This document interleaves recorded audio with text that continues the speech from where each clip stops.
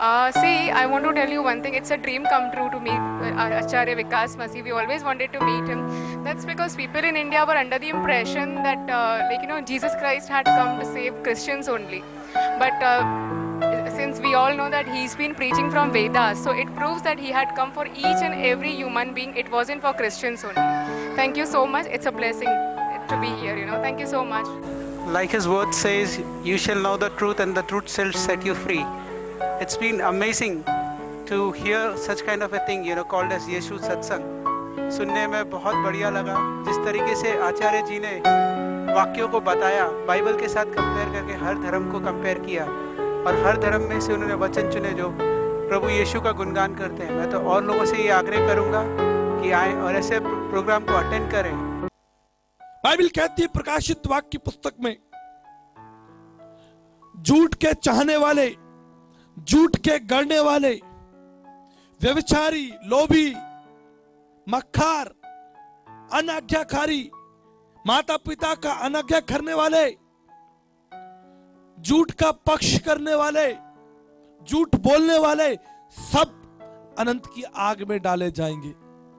मेरे प्रियो, परमेश्वर के वचन पर ध्यान दें।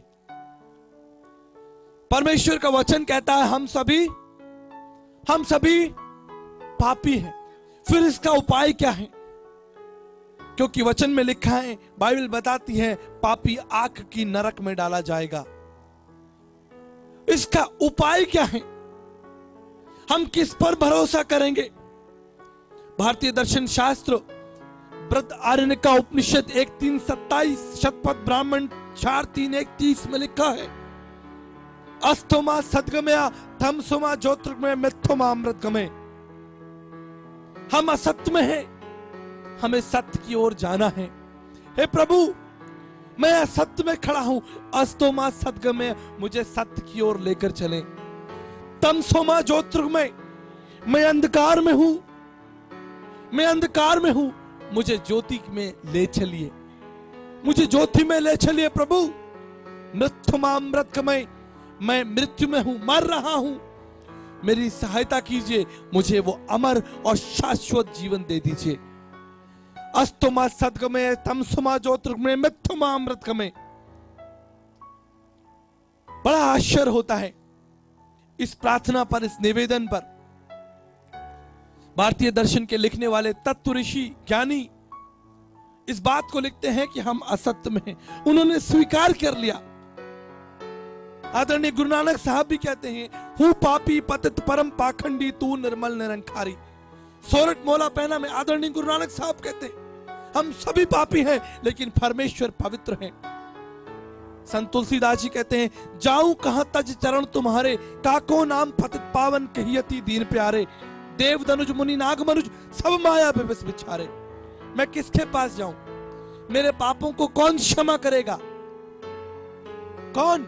देव दनुज मुनि नाग मनुज, सब माया पे बस बिचारे। जितने भी लोग हैं सब पाप के अधीन हैं, मेरे पाप क्षमा कौन करेगा? यही प्रश्न मैं आपके सामने आज याद दिलाना चाहता हूं। आपके अधर्म, आपके पाप कैसे क्षमा होंगे? कौन आपके पापों को क्षमा करेगा? वचन में याद है आपको, लिखा है, परमेश्वर वचन देहधारी हुआ। क्यों? हमारे पापों को क्षमा करने के लिए। यीशु मसीह ऋग्वेद का 10वां मंडल 133:6 प्रार्थना की गई, परमेश्वर हमें हमारे पापों से क्षमा कर दीजिए।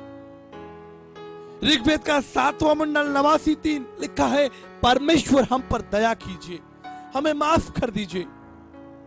आप कल्पना कीजिए, हम सब पापी हैं मन और वचन कर्म से। बाइबल भी बताती है, भागवत रहस्य भी बताता है, हम सभी पापी हैं मन से, वचन से और कर्म से। बाइबल बताती है परमेश्वर पवित्र आग है और कोई भी बुरी चीज, कोई भी झूठ उसके सामने स्थिर नहीं रह सकता। वो एक पवित्र ज्योति है। जब हम ज्योति के संपर्क में आते हैं, रोशनी के संपर्क में आते हैं, हम प्रकट हो जाते हैं। हम कैसे हैं? जब आप आईने के सामने आते हैं, आईना आपको प्रकट करता है आप कैसे हैं। और बाइबल बताती है परमेश्वर अगम है, ज्योति है, आग है, और कोई भी घृणित चीज, कोई भी पाप, कोई भी बुराई परमेश्वर की उपस्थिति में खड़ी नहीं रह सकती, परमेश्वर की उपस्थिति में स्थिर नहीं रह सकती।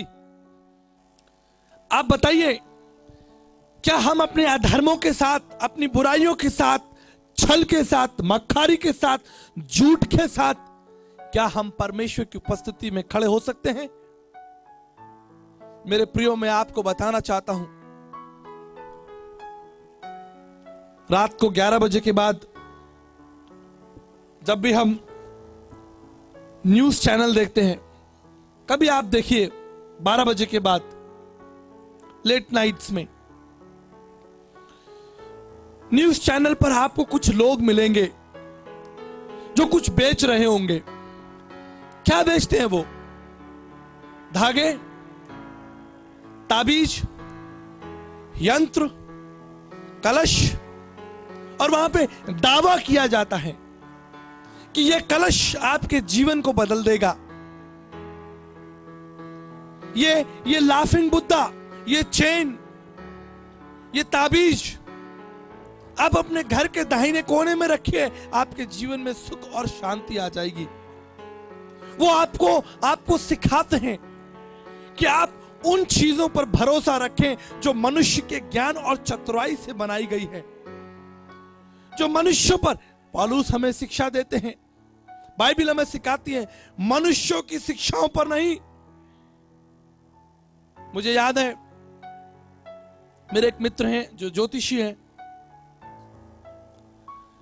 एक दिन उन्होंने संदेश सुना, वो मेरे पास में आए, उन्होंने मुझसे कहा,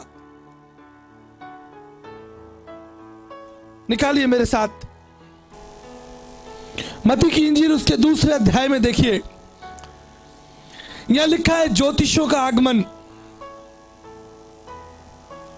मेरे मित्र मुझसे पूछने लगे, बाइबल ज्योतिषों का समर्थन करती है? मैंने धन्यवाद के साथ उनके इस विचार को स्वीकार कर लिया। बिल्कुल, बाइबल बताती है ज्योतिष विद्या के विषय में। ज्योतिष आए थे यीशु मसीह को ढूंढते हुए, उस तारे को देखते हुए, उस ग्रह को देखते हुए वो बड़े खुश हुए। बड़ी अच्छी बात है कि पवित्र शास्त्र बाइबल में ज्योतिष विद्या को स्वीकार किया गया है, या माना गया है, या उसके विषय में लिखा गया है।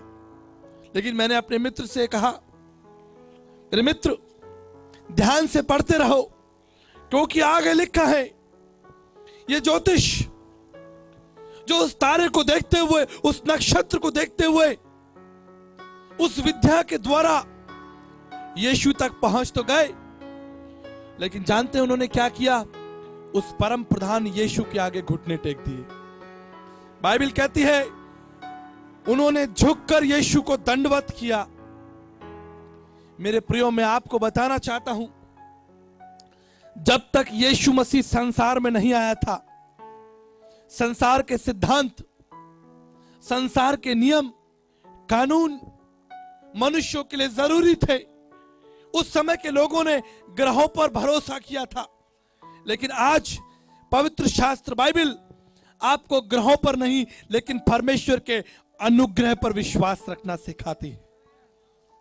अब हम परमेश्वर के अनुग्रह पर विश्वास करते हैं, उन ग्रहों के द्वारा नहीं, क्योंकि बाइबल बताती है परमेश्वर अपने वचन के द्वारा उन ग्रहों की स्थिति को बदलता है। और मैं आपको बताना चाहता हूं, आपको जानकर खुशी होगी, आपको जानकर आनंद होगा, आसमान और जमीन को बनाने वाला परमेश्वर, उन ग्रहों और नक्षत्रों को बनाने वाला परमेश्वर, यूहन्ना की इंजील उसका 15 अध्याय और 15 पद में जानते क्या कहता है? तुम मेरे मित्र हो। हालेलुया। आसमान और जमीन को बनाने वाला परमेश्वर आपको अपना मित्र कहता है। इसलिए आप जब परमेश्वर के मित्र हैं, इसलिए जब आप परमेश्वर के साथी हैं, आपको मनुष्यों के सिद्धांत और मनुष्यों की योजना और मनुष्यों की चतुराई पर विश्वास और भरोसा रखने के लिए नहीं, लेकिन परमेश्वर के उस क्रूसीय बलिदान पर भरोसा रखने की आवश्यकता है, क्योंकि उसी के द्वारा आपका उद्धार है।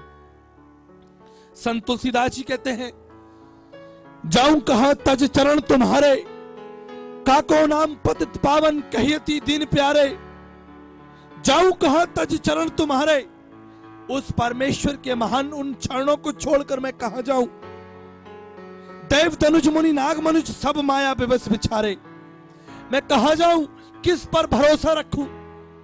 क्या मैं नक्षत्रों पर भरोसा रखूं? क्या मैं कर्म पर भरोसा रखूं? क्या मैं नहा धोकर अपना उद्धार प्राप्त कर सकता हूं?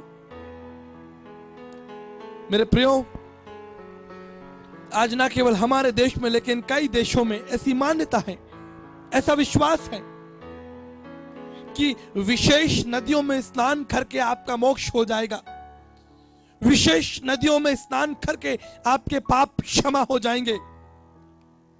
मेरे प्रियो, मैं आपके सामने स्कंद पुराण काशी खंड 6 के उस खंड को पढ़ना चाहता हूं। यहां लिखा है, न शरीरम मल त्यागतो नरो भवति निर्मला, मनसु तु मले व्यक्त भवक्त सु निर्मला। इस शरीर को रगड़ने से कुछ नहीं होगा, कितना भी शरीर को रगड़ लो, बाइबल कहती है कितना भी साबुन से धो लो। भारतीय दर्शन शास्त्र स्कंद पुराण काशी खंड 6 कहता है, कोई सा भी साबुन लगा लो, किसी भी नदी में स्नान कर लो, ना शरीरम मल त्यागतो नरो भवति सु निर्मला, तुम्हारे अधर्म क्षमा नहीं होंगे। आदरणीय संत कबीरदास जी कहते हैं, नहाए धोए से क्या हुआ, मन का मैल ना जाए, और मीन सदा जल में रहे, धोए बास ना जाए।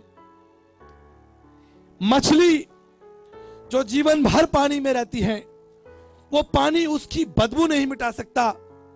वो मछली ना चोरी करती है, ना झूठ बोलती है, ना डाका डालती है, ना किसी के ताले तोड़ती है, ना खैनी जर्दा खाती है, ना सिगरेट पीती है।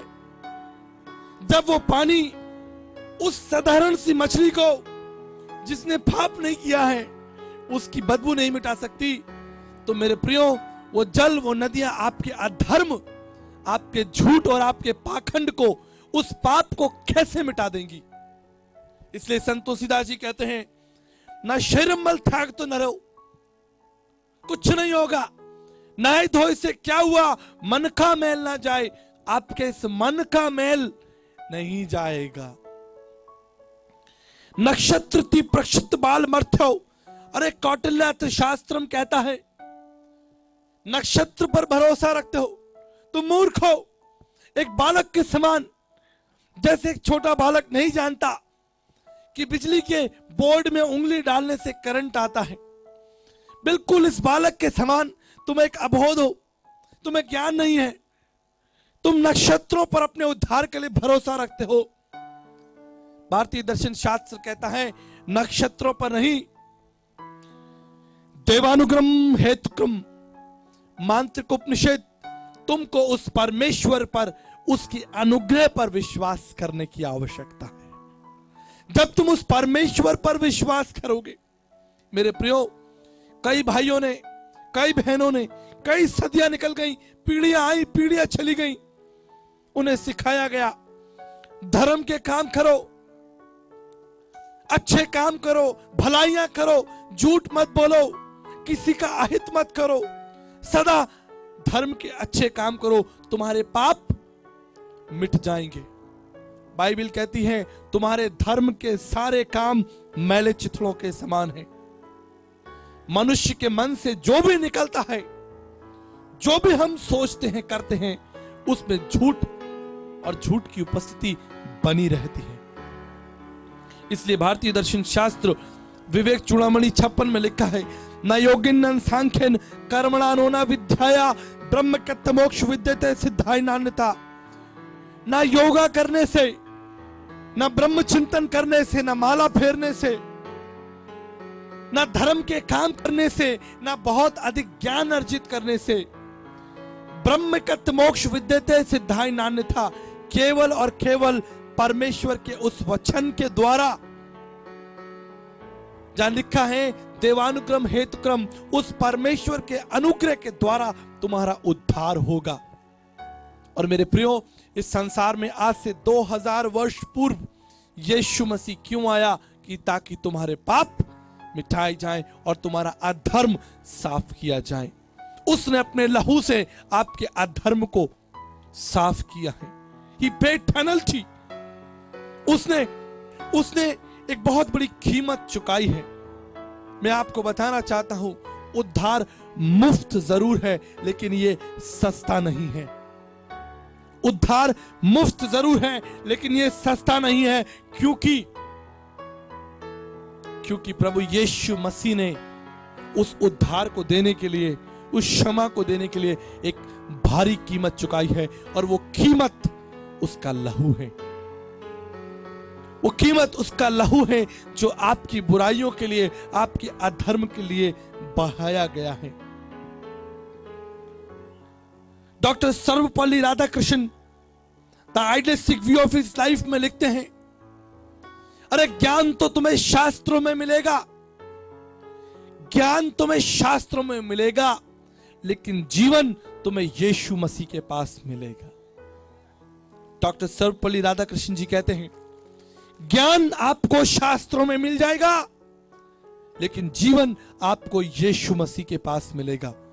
इसलिए मेरे प्रियो, पौलुस जब कुलुस्सी की नगर में जाता है, वहां पर लोगों को याद दिलाता है, वो उनको बताना चाहता है, तुमने मसीह के प्रेम को ग्रहण तो किया है, लेकिन इस प्रेम में मिलावट मत करना। इस प्रेम में, इस वचन में, इस शिक्षा में मिलावट नहीं करना। मेरे प्रियो, बड़ी अजीब सी बात है, कई बार आपने शहद खरीदा होगा या घी खरीदा होगा, उसके लिए एक मूल्य चुकाया होगा। इंसान कितना चालाक है, शहद और घी शुद्ध खरीदना चाहता है। कितना चालाक है, शहद और घी शुद्ध खरीदना चाहता है।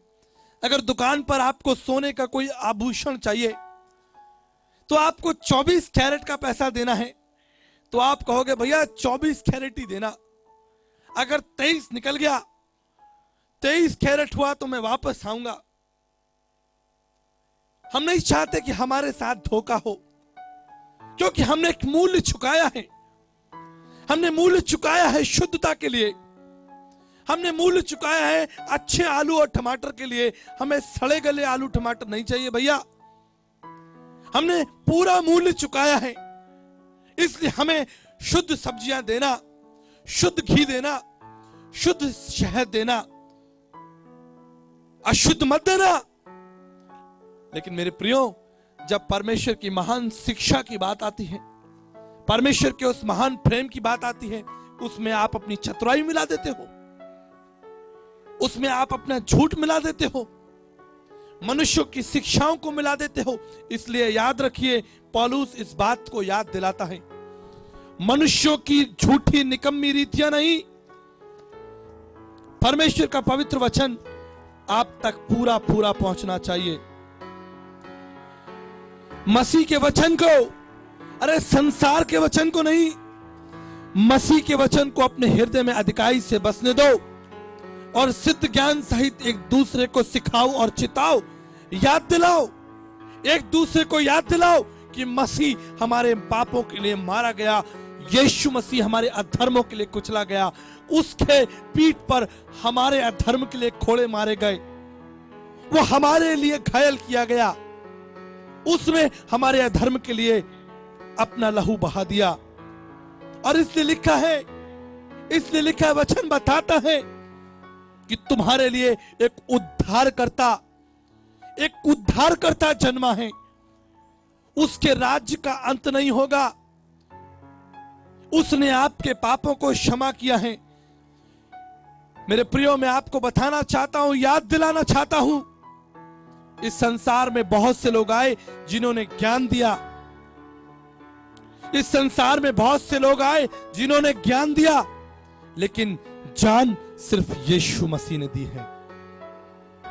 पापों की क्षमा के लिए सिखाने वाले बहुत आए, ज्ञान देने के लिए बहुत आए, लेकिन मेरे प्रियो याद करिए, सोचिए, कल्पना कीजिए, एक व्यक्ति अगर नाली में गिर जाए, उसके कपड़े कीचड़ से सन जाएं और वो नशे में हो, आपकी प्रतिक्रिया क्या होगी?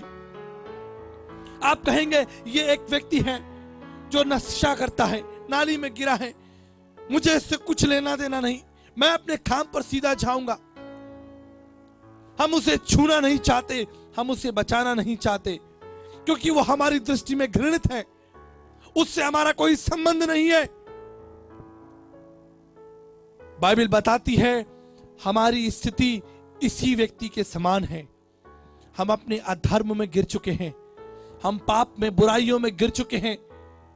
इस संसार में बहुत से लोग आए जिन्होंने ज्ञान दिया, भैया उठ जाओ, नाली में क्यों पड़े हो, उठ जाओ, बाहर निकल आओ, देखो वहां पर एक रास्ता है, ऐसा कर लो, वैसा कर लो।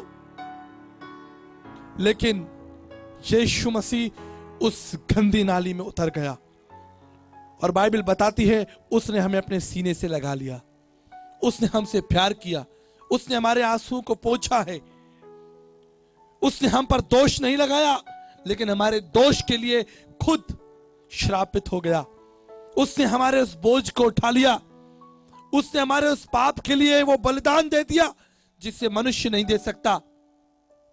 भारतीय दर्शन शास्त्र में लिखा है, अमेध्यो वे पुरुषोऽनंत्र वदति, एक व्यक्ति जिसके जीवन में स्वयं पाप है, वो क्या किसी दूसरे व्यक्ति की सहायता करेगा? बाइबल कहती है, क्या एक अंधा दूसरे अंधे को मार्ग दिखा सकता है? कदापि नहीं। क्या दोनों गड्ढे में नहीं गिरेंगे?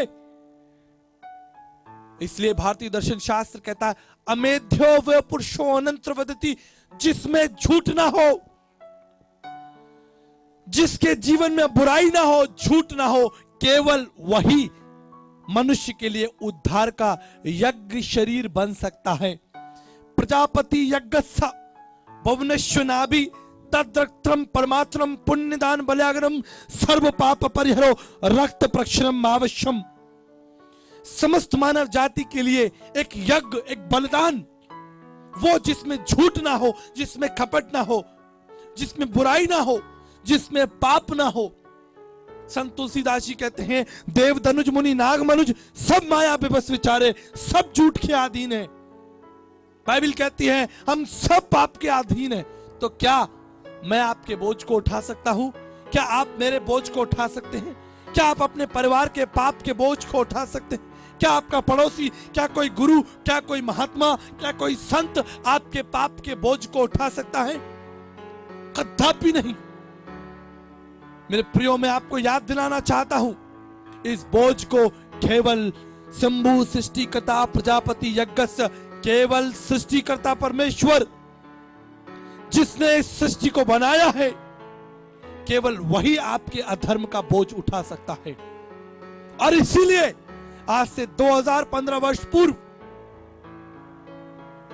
यीशु मसीह संसार में आया।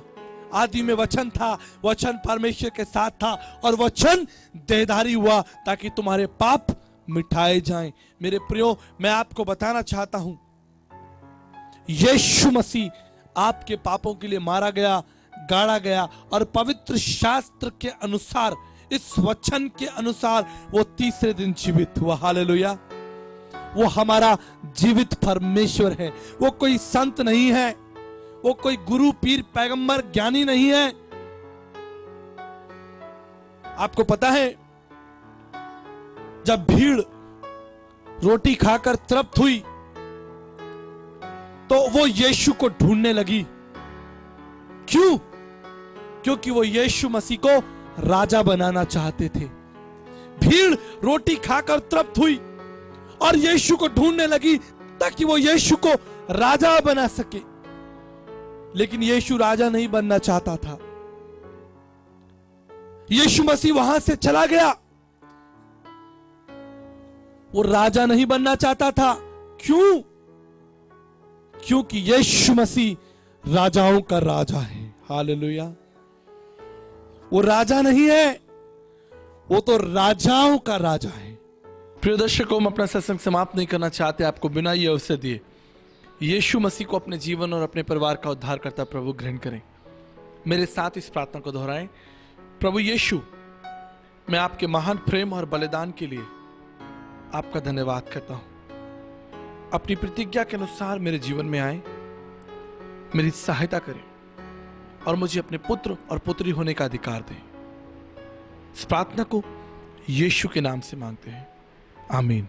प्रिय दर्शकों, हम धन्यवाद देना चाहते हैं इस समय जब आप यीशु सत्संग कार्यक्रम को टीवी पर देख रहे हैं। भाई एंटनी सॉरस और उनके परिवार ने इस कार्यक्रम को आप तक पहुंचने में हमारी मदद की है। हम यीशु मसीह के नाम से इस परिवार को आशीष देते हैं, प्रार्थना करते हैं कि प्रभु की तमाम प्रतिज्ञाएं, आशीषें इस परिवार के साथ हमेशा बना रहे और ये परिवार यीशु मसीह में हमेशा उन्नति करे। साथ ही प्रार्थना करते हैं हमारे तमाम दर्शकों के लिए जो यीशु सत्संग कार्यक्रम से जुड़े हैं, जिनके लिए हम प्रार्थना करते हैं। आपके पत्र हमें मिलते हैं, आपके ईमेल्स हमें मिलते हैं। साथ ही हम प्रार्थना करना चाहते हैं अपने देश के लिए, हमारे देश के जवानों के लिए, तमाम उन लोगों के लिए जो बिजनेस कर रहे हैं, नौकरी कर रहे हैं, उनके जीवन में उतार चढ़ाव है, परिवारों में क्लेश है, बीमारों के लिए, तमाम वो लोग जो अपने जीवन का उद्देश्य भूल चुके हैं। बाइबल कहती है, मेरी ओर आओ, मैं तुम्हारी सहायता करूंगा। परमेश्वर का वचन आपके लिए काफ़ी है, उसका अनुग्रह आपके लिए काफ़ी है। आइए हम मिलकर इन सब बातों को प्रार्थना में रखें। प्रभु महान, मैं धन्यवाद करना चाहता हूँ इस समय भाई एंटनी सॉरस के लिए, उनके परिवार के लिए। पिता परमेश्वर, जब उन्होंने अपनी आशीष का उत्तम भाग हमारे साथ साझा किया कि एक कार्यक्रम पूरे देश में ब्रॉडकास्ट किया जाए, प्रभु जी, हम इस परिवार को प्रभु यीशु मसीह के नाम से आशीष देते हैं। पिता, इनके जीवन के हर क्षेत्र में प्रभु जी आपका अनुग्रह बना रहे, इनका परिवार आप में उन्नति करे, आपकी शांति और अनुग्रह को प्राप्त करे। हम साथ ही प्रार्थना करना चाहते हैं हमारे देश के लिए प्रभु जी, हमारे देश पर आपकी बड़ी शांति हो, बड़ा अनुग्रह हो। हमारे देश में बहुत सारी समस्याएं हैं पिता, हम प्रार्थना करते हैं, विनती करते हैं वो समस्याएं आपके मीठे पवित्र नाम के द्वारा दूर की जाएं और हम अपने जीवन के उद्देश्य को समझें। पिता परमेश्वर, हम प्रार्थना करना चाहते हैं तमाम पति पत्नी जिनके बीच में मतभेद हैं, हम प्रार्थना करना चाहते हैं तमाम उन लोगों के लिए जो बीमार हैं, जवानों के लिए प्रभु जी जो अपने जीवन का प्रभु जी निर्माण सही तरह से कर सकें, अपने भविष्य का सही चुनाव कर सकें। प्रभु जी, इन सब बातों को आपके चरणों में रखते हैं। हमारे इस देश पर, भारत देश पर आपका अनुग्रह बना रहे प्रभु जी, इनके परिवारों पर प्रभु जी, हमारे आने वाली पीढ़ियों पर आपका अनुग्रह बना रहे, हमारे देश के शासन पर प्रभु जी आपका अनुग्रह बना रहे। धन्यवाद। इस प्रार्थना को यीशु मसीह के नाम से मांगते हैं, आमीन। प्रिय दर्शकों, हम धन्यवाद देना चाहते हैं यीशु सत्संग कार्यक्रम के साथ बने रहने के लिए।